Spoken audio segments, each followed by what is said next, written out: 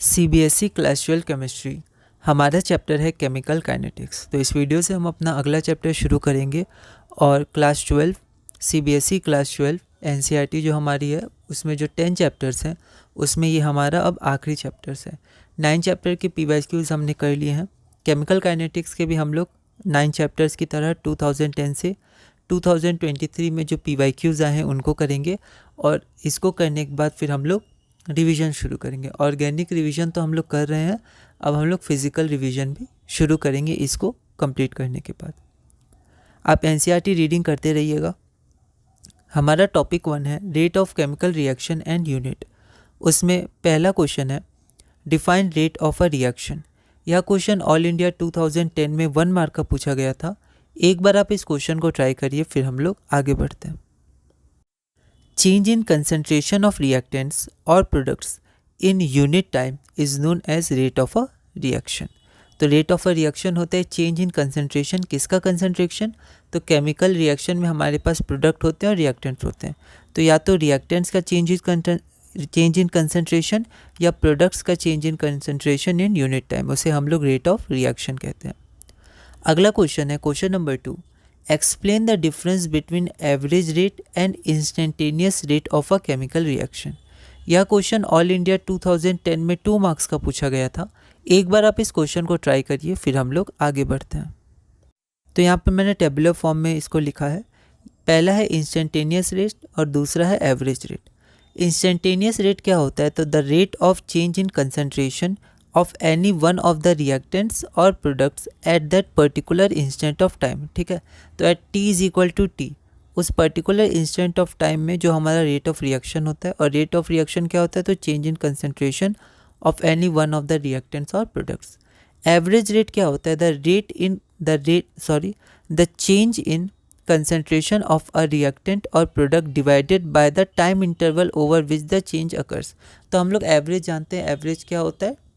Delta होता है, मतलब एवरेज में हम लोग चेंज इन टाइम लेते हैं। ठीक है, जैसे यहाँ रिप्रेजेंट करते हैं और यहाँ पर हम लोग डिफरेंशियल लेते हैं इंस्टेंटेनियस में। ठीक है, तो जैसे एवरेज वेलोसिटी होता है, एवरेज स्पीड होता है, तो उसमें हम लोग टाइम इंटरवल में जो हमारा चेंज आता है उसको कंसिडर करते हैं। तो यहाँ टाइम इंटरवल होता है और इसमें at that particular instant of time होता है। अगला है हम लोग एक रिएक्शन लेते हैं, general reaction A+B gives C। इसमें भी A+B गिव्स C। तो इंस्टेंटेनियस रेट का एक्सप्रेशन क्या हो जाएगा? -d कंसनट्रेशन ऑफ A/dt, क्योंकि रिएक्टेंट है ये समय के संग घटेगा, इसलिए रेट पॉजिटिव आए तो हमने यहाँ पर पहले माइनस लगा दिया है। ठीक है, उसी तरह ये भी रिएक्टेंट है तो -d कंसनट्रेशन ऑफ B/dt, और ये हमारा प्रोडक्ट ये with respect to time increase करेगा तो +d कंसनट्रेशन ऑफ C/dt। उसी तरह यहाँ पर A+B गिव्स C। अब यहाँ पर एवरेज है तो यहाँ पर माइनस डेल्टा कंसनट्रेशन है A/ΔT, उसी तरह -B/ΔT, और हमारा प्रोडक्ट इंक्रीज करेगा विद रिस्पेक्ट टू टाइम तो प्लस कंसनट्रेशन ऑफ C/ΔT है ना। तो ये 2 हो गए आपके। ठीक है, तो ये हमारा डिफरेंस हो गया। अगला क्वेश्चन है हमारा question number 3। For the reaction 3A से 2B, मतलब 3A से 2B बन रहा है। Rate of reaction D concentration of B/dt। ठीक है, तो dB/dt इज इक्वल टू, इस रिएक्शन में इसकी वैल्यू क्या होगी? यह क्वेश्चन सीबीएसई 2023 में 1 मार्क का पूछा गया था। एक बार आप इस क्वेश्चन को ट्राई करिए, फिर हम लोग आगे बढ़ते हैं। अच्छा, यहाँ पर आपका ऑप्शन भी है तो एक बार आप ऑप्शन भी देख लीजिए, है ना। अब आप इस क्वेश्चन को ट्राई करिए, फिर हम लोग आगे बढ़ते हैं। तो यहाँ पर हम देखते हैं कि हमारे पास गिवन क्या है। तो ये तो आप चाहें तो गिवन लिख सकते हैं यहाँ पर, है ना। मार्क्स के हिसाब से आप क्वेश्चन के आंसर को मॉडिफाई कर सकते हैं। रेट ऑफ रिएक्शन क्या होता है? तो ये क्या है? हमारा रिएक्टेंट है तो -dA/dt पर कोफिशिएंट 1/, हो जाता है तो ये 1/3 हो गया। उसी तरह ये हो जाएगा dB/dt पर कोफिशिएंट 2 है तो 1/2 हो जाएगा रेट ऑफ रिएक्शन में, तो 1/2 dB/dt। ठीक है, अब हमें ये इक्वेशन मिल गई रेट ऑफ रिएक्शन की। तो अब हमें फाइंड क्या करना है? dB/dt, तो हम 2 को उधर भेज देंगे तो -2/3 dA/dt, जो हमारा ऑप्शन नंबर बी है। तो हमारा इसका सही हो जाएगा ऑप्शन नंबर बी। ठीक है, हमारा अगला क्वेश्चन है question number 4।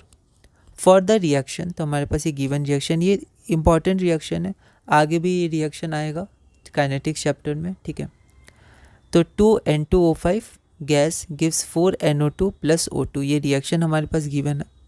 The rate of formation of NO2 gas, तो NO2 का रेट ऑफ फॉर्मेशन कितना दिया हुआ है 2.8 इंटू 10⁻³ मोलर पर सेकेंड, ठीक है।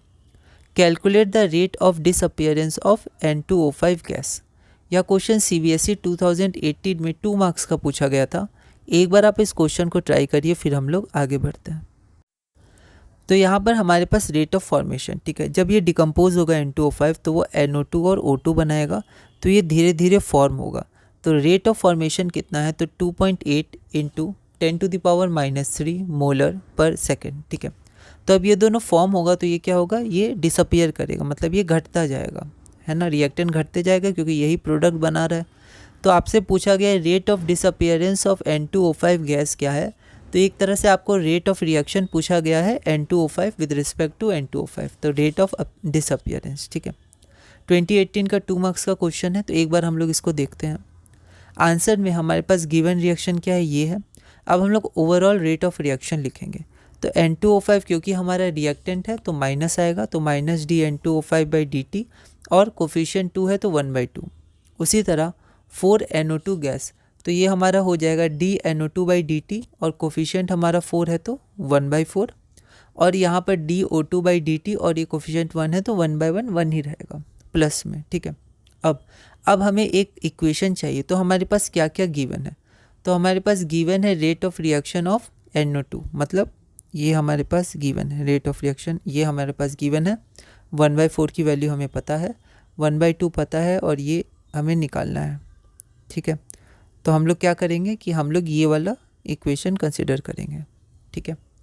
तो ये जो हमारे पास गिवन इक्वेशन है, ओवरऑल रेट ऑफ रिएक्शन जो हमने निकाला है, उसमें से ये इक्वेशन को हमने दोबारा लिख दिया। Rate of disappearance of N2O5 क्या होगा, तो ये हो जाएगा माइनस साइन लेके माइनस dN2O5/dt, ठीक है। रेट ऑफ डिसअपियरेंस है तो माइनस, और 1/2 मतलब 2 को उधर भेज देंगे। तो rate of disappearance of N2O5 is equal to minus dN2O5/dt is equal to 2/4।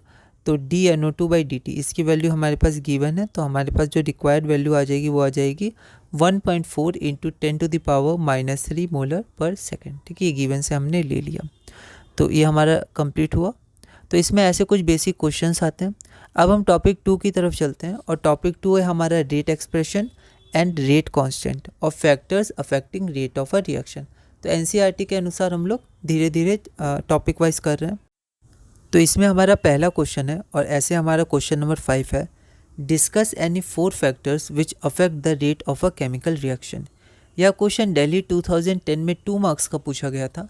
एक बार आप इस क्वेश्चन को ट्राई करिएगा, अगली वीडियो में हम इसे सॉल्व करेंगे।